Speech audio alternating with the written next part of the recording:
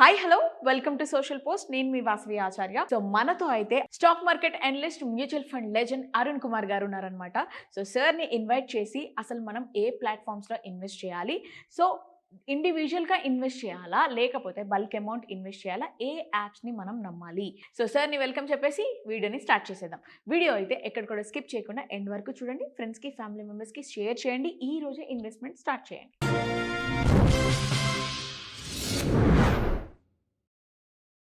Right now social media effect ఎక్కువ అయ్యేసరికి ఒక డాక్టర్ అవసరం లేదు, లాయర్ అవసరం లేదు, ఎవరు అవసరం లేదనమాట. అలానే ఒక స్టాక్స్ మార్కెట్కి సంబంధించి ఎక్స్పర్ట్స్ కూడా అవసరం లేదు. చాలామంది యూట్యూబ్లోనే చూసి స్టాక్స్ని కొనేస్తున్నారు.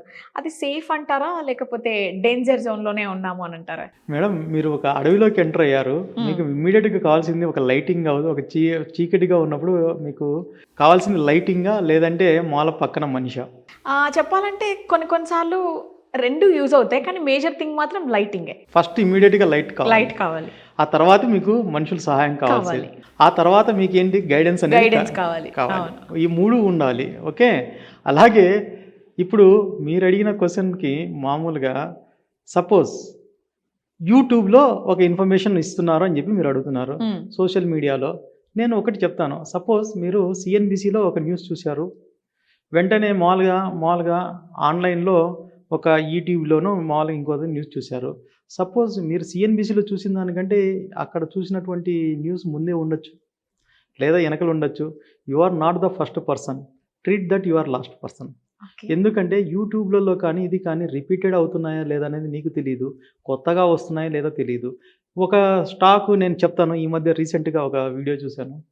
ఇఫ్ యు ఆర్ చైనా వచ్చేసేసి మామూలుగా పోయిన సంవత్సరం వచ్చి ఒక 5% ప్రింటెడ్ సర్క్యూట్ బోర్డు తీసుకుంటే ఈ సంవత్సరం 40 టైమ్స్ దానికి 40x ఇప్పుడు రిక్వైర్మెంట్ ఉంది. So 200x. కాబట్టి మీరు ఖచ్చితంగా కొనుక్కోండి అని చెప్పి ఒక స్టాక్ మార్కెట్లో ఒక యూట్యూబర్ ఇచ్చాడు. ఓకే.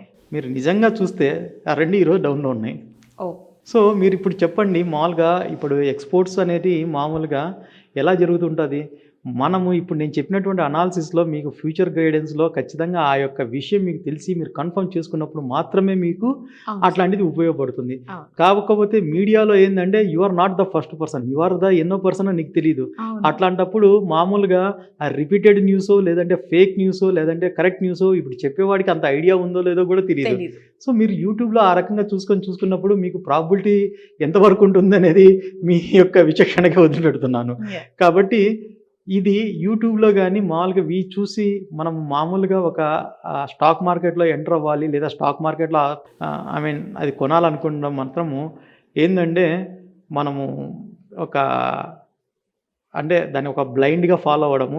సో ఇలాంటి బ్లైండ్లో ఉన్నటువంటి ఈ యొక్క బ్లైండ్గా మనం ఫాలో అవుతే మార్కెట్ అనేది ఎలా ఉంటుందంటే చాలా కర్కశంగా మిమ్మల్ని కింది తొక్కేస్తుంది. మనము ఆ 90 to 93% ఉండడానికి 100% అవకాశం కాదు, 200% అవకాశం ఉంటుంది. సో మనము ఆ 7%, 8%లో మన అవకాశం ఉన్నప్పుడు దాన్ని ఒక సబ్జెక్టివ్గా స్టాక్ మార్కెట్ గురించి అవగాహన పెంచుకున్న తర్వాత మాత్రమే మనం ఆ 7 to 8% దాంట్లో ఉండడానికి అవకాశం ఉంటుంది. లేదంటే మనకు ఈ రకమైనటువంటి ఎక్స్పీరియన్స్లే జరుగుతూనే ఉంటాయి. యూట్యూబ్స్ ఇవి కూడా వాళ్ళు చెప్పిన విషయాన్ని కరెక్ట్గా మీరు అండర్స్టాండ్ చేసుకొని నిజంగా అది మీకు అవసరం అనిపించినప్పుడు మాత్రమే మీకు అది ఉపయోగపడుతుంది. అంతవరకు మీకు అది ఒక వేస్టేజ్ న్యూస్, అనవసరంగా లోడింగ్ చేసుకోవడం, మీ మైండ్ని లోడింగ్ చేసుకోవడమే. అలా కాకుండా ఒక సబ్జెక్టివ్ పరంగా కానీ ఒక టోటల్గా ఒక అనాలిసిస్ పరంగా కానీ మీకు ఏదైనా చెప్పినప్పుడు మీకు ఏదైనా అర్థమైపోయి దాని మీద ఖచ్చితమైనటువంటి అవగాహన వచ్చినప్పుడు మాత్రమే అది కరెక్ట్ అవుతుంది. తప్పితే మిగతా అన్ని సందర్భాల్లో కరెక్ట్ కాకపోవడానికి అవకాశం ఎక్కువ ఉంటుంది. Right. Thank you so much sir.